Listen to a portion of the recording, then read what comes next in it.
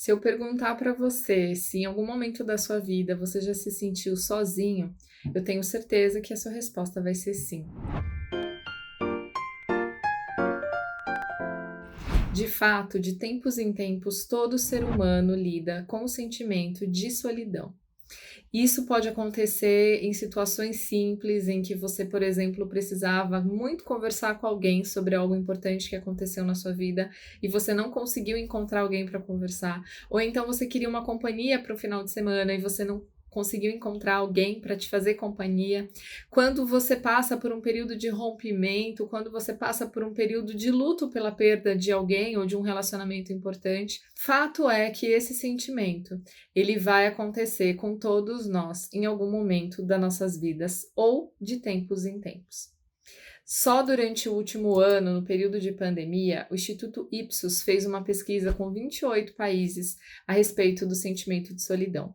O Brasil ficou em primeiro lugar no ranking, onde 52% das pessoas foram 1.000 entrevistados e 52% das pessoas responderam que se sentiam muito sozinhos nesse período.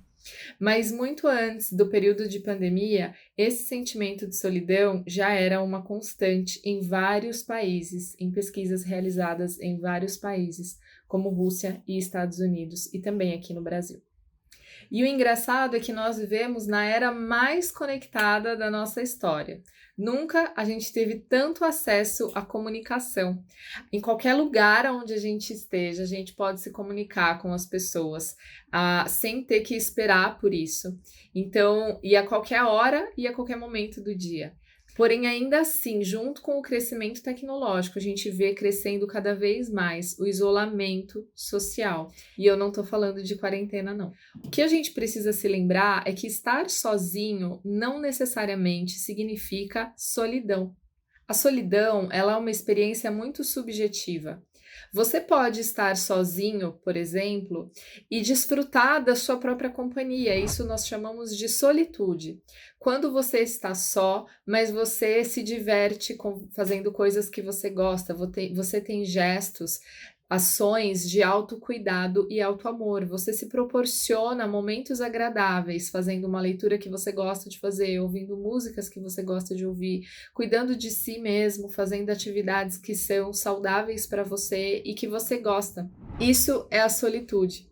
Já a solidão, ela pode acontecer ainda que você esteja cercado de pessoas.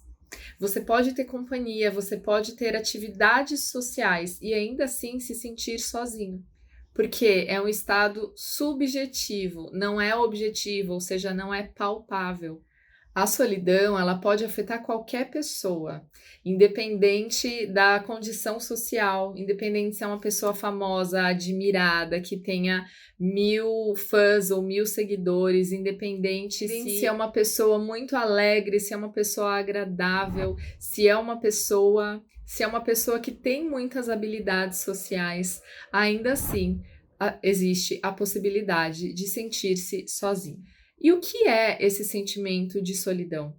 A solidão, ela é uma função corporal, assim como a fome. A fome é uma função corporal que existe para nos mostrar quando nós estamos sentindo, quando o nosso corpo precisa de alimento, que é uma necessidade fisiológica. A solidão é uma função que existe para nos mostrar quando o nosso corpo está precisando de interação social, que é uma necessidade emocional. Então, o seu corpo, o teu cérebro, ele se importa com as suas necessidades sociais. Por quê? Dentro da abordagem de esquemas, nós entendemos que contato social, vínculos, conexão, sentimento de pertencimento são necessidades emocionais básicas, ou seja, são necessidades comuns a todos nós, seres humanos, são inerentes a todo ser humano. Com o passar dos anos, o nosso cérebro cresceu e desenvolveu áreas que estão relacionadas à empatia, à socialização, justamente para que a gente pudesse formar e sustentar vínculos sociais. Antigamente, para os homens que precisavam caçar, para os homens que precisavam morar em lugares inóspitos. Era muito importante para a própria sobrevivência desses seres humanos que eles convivessem em grupo. E desde então, ser social passou a fazer parte da nossa biologia. O sentimento de solidão tem uma forte relação com o sentimento de rejeição e o sentimento de abandono. Quando nós estamos sozinhos e vivenciando esse sentimento de solidão, nós entramos em contato com o sentimento de abandono e o sentimento de desamparo. E é por isso que a solidão dói tanto. E sabe, é muito importante a gente se conscientizar do quanto ela dói, para que a gente tenha consciência do quanto é importante que a gente passe a evitá-la. Sabe por quê? Com o passar dos anos também, o avanço, o crescimento das sociedades acabou fazendo com que o ser humano se tornasse muito mais individualista. Então, os homens deixaram de trabalhar, por exemplo, nos campos para trabalhar em fábricas, deixaram de habitar em casas onde as comunidades ali eram vizinhas e as pessoas se conheciam para habitar em prédios onde as pessoas têm muito menos contato umas com as outras. Nós, de fato, deixamos o cuidar de questões sociais para trás. Nós encontramos pessoas cada vez com menos frequência, porque nós focamos muito em atividades rotineiras que incluem principalmente o nosso trabalho. Muitas vezes essas atividades incluem também o cuidar da nossa família. Nós passamos a cuidar de coisas que estão relacionadas ao nosso desenvolvimento. Então, estudos, trabalho, muitas vezes Netflix, e fica muito fácil deixar para trás as relações sociais e o encontro presencial com pessoas. E a vida simplesmente dessa maneira vai acontecendo e um belo dia você acorda e tem a sensação, a nítida sensação de estar só. É fato também que se torna um pouco mais difícil iniciar relacionamentos na vida adulta do que era lá atrás, quando nós éramos crianças. Porque o adulto já tem as suas ressalvas, o adulto já tem as suas barreiras, as suas resistências e todos os outros compromissos que estão relacionados a estudo, trabalho e família, como eu falei agora há pouco. Então, embora o mundo tenha se desenvolvido muito, o nosso corpo continua biologicamente buscando conexão e sintonia com o outro. O nosso corpo sempre vai buscar isso porque é uma necessidade emocional. Estudos em larga escala demonstram que a solidão crônica ela está entre as coisas menos saudáveis que nós podemos vivenciar como seres humanos. Faz com que a gente envelheça mais rápido, torna o câncer muito mais letal, tem o potencial de acelerar o Alzheimer e torna o nosso sistema imune muito mais fragilizado. A solidão é 2 vezes mais letal do que a obesidade. E tão letal quanto fumar um maço de cigarros por dia. Um dos maiores perigos que nós podemos vivenciar como seres humanos é que quando a solidão se torna crônica, ela também passa a ser autossustentável. Nós temos no nosso cérebro uma área relacionada à dor.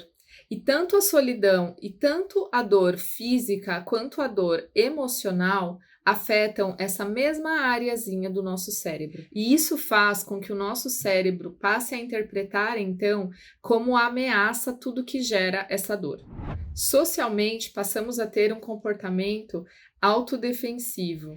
E isso faz parte de um modo de autopreservação. Então, a gente passa a enxergar como ameaças. Então, a gente passa a enxergar perigo e hostilidade em todo lugar. Estudos mostram que o sentimento de solidão crônico faz com que o nosso cérebro absorva muito mais informações a respeito da observação do outro, mas também mostram que faz com que a gente tenha distorções com relação à percepção do outro. O que isso significa? Quando você está num estado de solidão crônico, você presta muito mais atenção nas outras pessoas, porém você entende muito menos essas pessoas.